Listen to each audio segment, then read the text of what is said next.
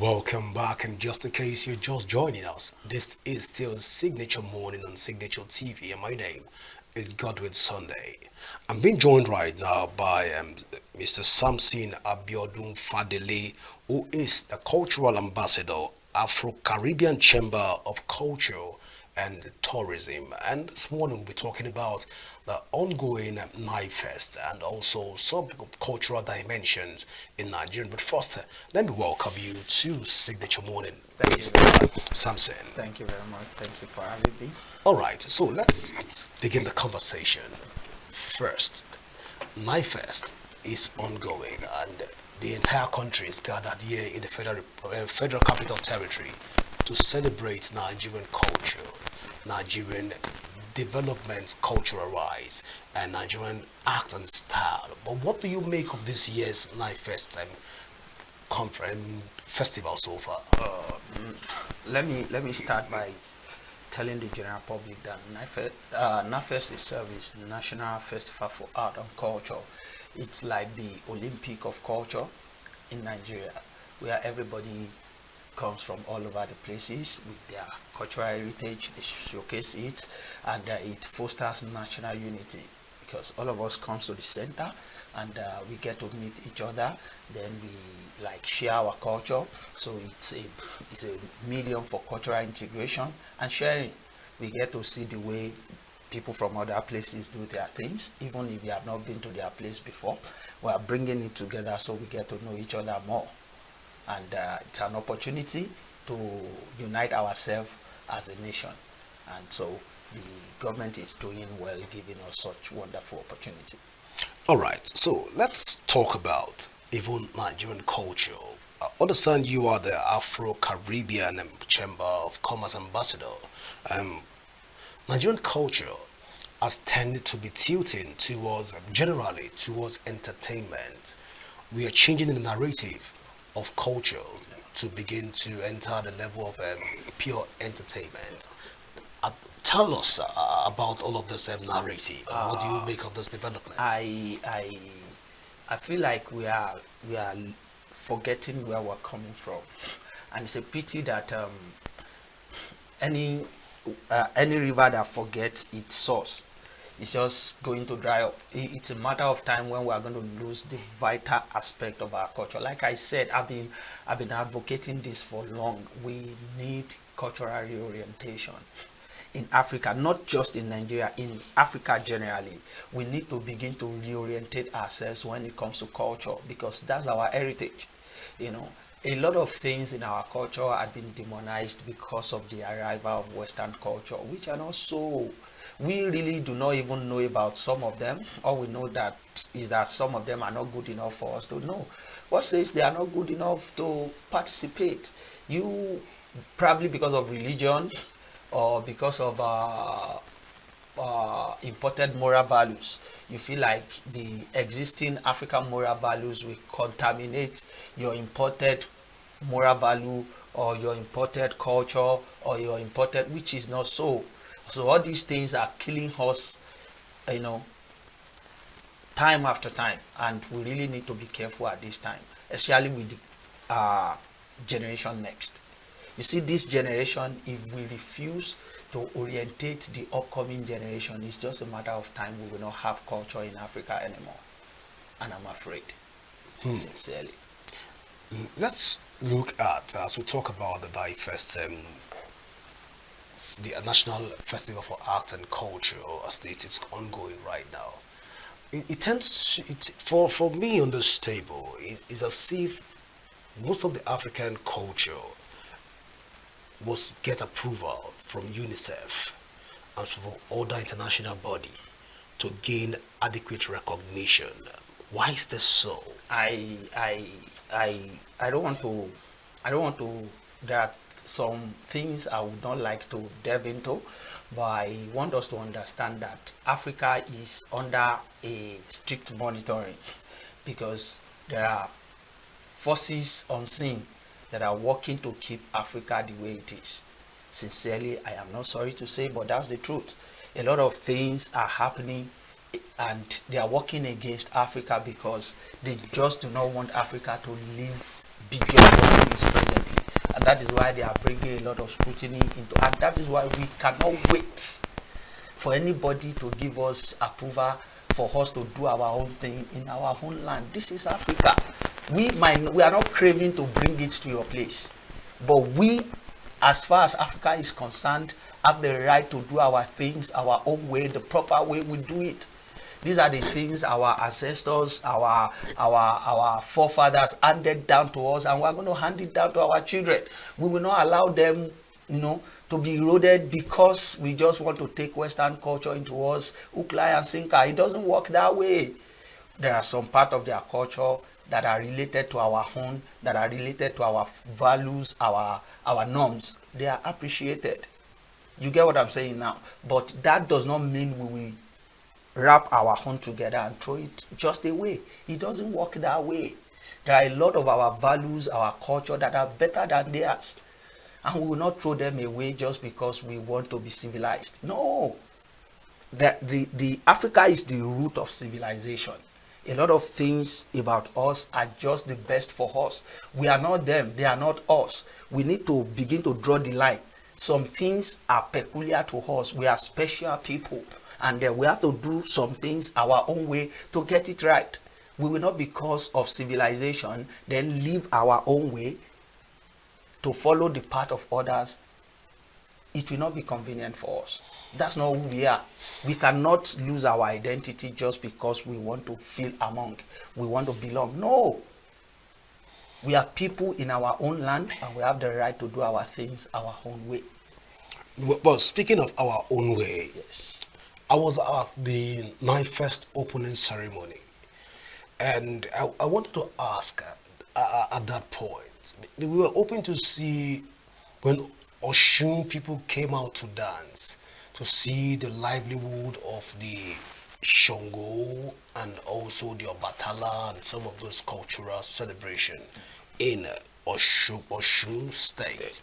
And also, we hope to see some of those practices of the Abriba people of Abia State and some of those what we call superstitious beliefs that has become cultural celebrations in Nigeria, even at the opening ceremony. But we didn't get to see most of those things, and it's like this in all over Nigerian right now. We have to do with opening ceremonies and try to exhibit the Nigerian culture. You are a cultural ambassador, so I want to find out from you.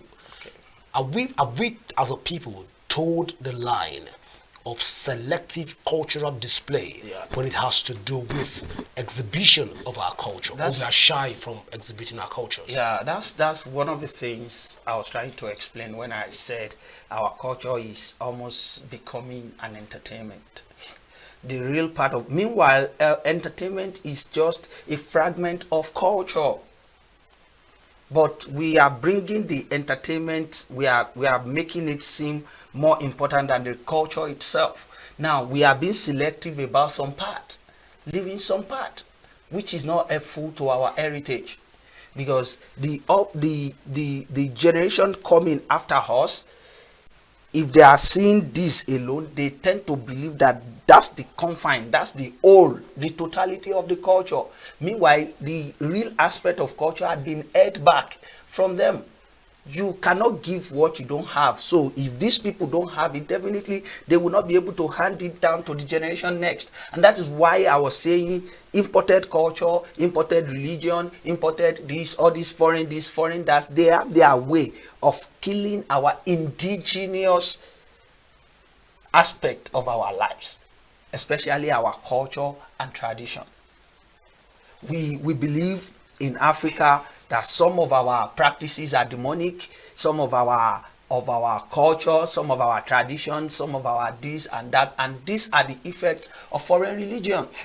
And this, I like I said, I wouldn't want to make some comments on that, but some of these things, they do them in the West too.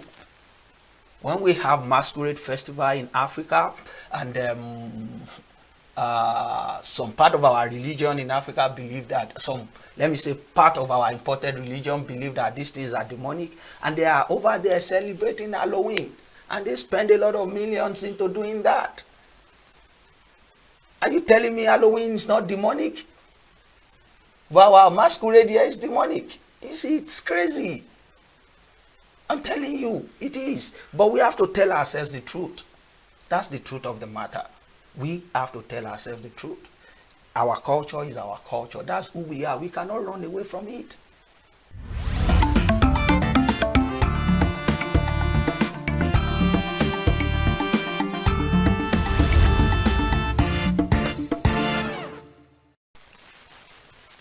Welcome back. We sincerely apologize for that break in transmission.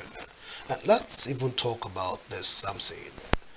I was thinking that it's just the Nifest festival that I've decided to go the route of selective cultural practices. But we saw just a few days ago the FCT festival, what we saw in Eagle Square. It was almost the same thing, where we saw a selective approach even to the display of some of the Gagi dance, which is the indigenous people of Abuja. By this and all of this practice, I'm asking again, as a cultural ambassador, are we shy of displaying our culture in its fullness, in its full capacity? You see, I think what we're doing right now is restricting culture to entertainment alone. That's what I just said.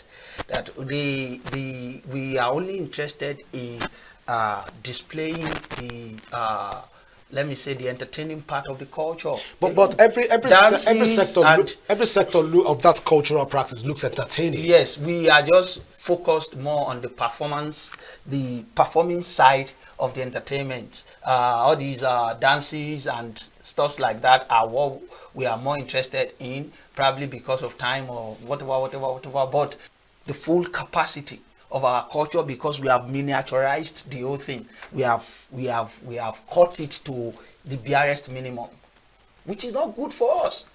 We need to go into the full package, the totality of our culture, to give people the total understanding of who a complete African is. As an African, you don't even know the power you hold, your potential as an African. You don't know the totality of your culture. You don't know what is achievable with your culture. You just want to, identify with the West and that's all. No, it's not done. You're an African. You should understand that you are African and you cannot just change it. God made you an African and you need to sit within the confine of what is achievable in Africa and make it better each day. Rather than cutting it off to say this is bad, this is bad, this is bad. No, there are ways we can improve on every aspect of our culture. The way our fathers handed them to us were not the way they started it, though. They made improvement, they made adjustment, which is still very possible for us to do. Rather than cutting them off, you can't cut them off. You can only improve in the presentation of these things, make them look better, more attractive, more, appealing to the general public, more welcoming, such that people in other places will be more attracted towards Africa. They'll be interested to come in and share our own culture with us, rather than impose the foreign one on us. Well, Samson, this is getting really interesting. Why I say so is because you are the cultural ambassador for the Afro-Caribbean Chamber of Culture, and you are busy selling the Nigerian culture ideology to the Caribbeans. And meanwhile, way back home, we are shying away from our culture. How has the Chamber of Commerce, Afro-Caribbean Chamber of Commerce, have been able to handle this balance? Okay. In the first place, let me say our chamber is Afro-Caribbean Chamber of Culture and Tourism. Okay. So we are kind of trying to bring a synergy between us and our brothers in the Caribbean.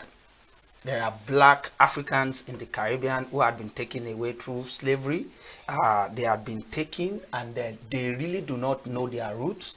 They don't even know how they are connected to Africa. So we are trying to bridge a gap, yeah, and bring them back to their root. See how they can learn from their root, then see the culture, how it's related to the ones they have presently. I can tell you, majority of them in the Caribbean do not even have culture. Yes. So they feel alive when they come down to Africa and see the way things are done. They feel among, because some of them over there, they really cannot point to a particular thing to say this is an heritage for them. So we have to bridge that gap first and bring them home, let them feel at home. Not long in October, we had a program. It's a summit for youth in Africa. It's called African Youth Leadership and Culture Summit. We brought youths all over Africa and Caribbeans. They came, and at the cultural center here in Gariki area, then we did a naming ceremony for them. We gave them Nigerian names. They were happy. Now, when they were going back, they went back with, understanding of being a part, having a root here in Africa with us. They were happy. And these are the things we need to do to bring the lost ones, to bring them home, back to Africa. Let them see the home they left behind. Some of them cannot even trace their lineage. We are just working on ways we can put all those things together. There are a lot of things that are long gone in our culture, especially the Yoruba culture. There's no culture all over the world that has, what is it called? Is it panegyrics? All these oriki that they do, it's rare. Panegyrics. You will not find it anywhere. We do less of that now. And I bet with you these things are entertaining. They are part of our culture. These people, we showed them a lot of these things when they came around. They enjoyed it. They felt alive again. You will not feel like a slave in your home father's land. And these are the things we want to achieve. And one after the other, we are taking the step, and God helping us, we are going to get there. All right. So, lastly, before I let you go, looking at this year's cultural practices and celebration in Nigeria, various cultural celebration across the country, how will you assess our performances so far in terms of the connected culture? As our cultural practices and festivals been able to connect us as a people, even as we speak right now in Nigeria? Well, the center of unity in Africa has always been culture. No football? No, football will do its part. Okay. But one thing I want you to know is that in Africa, our culture, our values, our norms, they are connected one way or the other. What is bad in Nigeria, in any of the culture in Nigeria, you will find it as bad in almost all the culture in other African nations. What is acceptable, that follows respect, follows values, seen as norm in Yoruba, if you get to Igbo, you get to see it almost the same way. Come to the Hausa land, you see it almost the same way. Go to the Zulu in South Africa, you will see it almost the same way. We respect ourselves, we respect our elders, we respect our cultures, and these things are almost the same everywhere. What is good in Africa is good, what is bad in Africa is bad. I'm telling you, and that is the center of unity. I tell you, in Nigeria, every part of Nigeria, every tribe in Nigeria is welcoming. I'm telling you, remove religion, remove politics, remove those two, and you will see the unity in Africa. Aside that some people follow this political party and some people follow this political party, and that some tribes are majorly Muslims, some tribes are majorly Christian. If you remove those things, you will see the unity in Nigeria. I tell you, forget tribalism. I served in the North Central area. I served in Kogi with the Igala people. The kind of love we received, we were not part of them. Of course, we were co-members. They respected us. They loved us. They supported us. We were not their children, but yet they made provisions for us. They gave us house for free. Foods. When you go to the market as a co-member and you want to buy things in the market, when you buy things, they give you extra because you are a core member, because they want to see more of you, they want to receive you, they know you are from other tribe, but yet you are welcomed. And that is how it is everywhere in Nigeria. So save the imported politics and the religion that is dividing the line between us. Forget about it. Nigeria is united as far as culture is concerned. As far as culture, and you see all these divisions are the tools that are used by some set of people just to keep things the way they are, because that is where they make their money. Just on the, I know I've said that what I asked before would be on the final take, but I'm tempted to ask again at this point in time. Because I'm a journalist and we like asking questions to put the truth out there. So at this point in time, what words will you be saying to Nigerians, younger Nigerians out there that are shying away from some of our indigenous practice as a people? I sincerely will be making a lot of mistakes. A lot of mistakes. There was a time I read through the accounts, of marriage in Yoruba culture. They call it Ètò Ìgbéyàwó ní ilẹ̀ Yoruba. If you see the processes involved in marriage, you cannot choose wrong. If you follow the due process involved, that is the layout plan for marriage in Yoruba culture, because there are a lot of findings you will make about the family you want to marry into, what their lineage is about, what sickness do they have in this family, how do they treat people in this family. They make all those findings for you. Your family will go to their family and ask questions. Their family will come to yours before you will now finally come to town to say, I want to marry this person. But where are all those things today? We marry based on love now. You just say we marry based on love, which is affecting us. So look at the rate of divorce now. Our forefathers don't divorce. Divorce is not even Yoruba culture. It's not our culture in Africa to divorce, because they are making sure you are marrying the right person. Somebody will not eventually give you problem.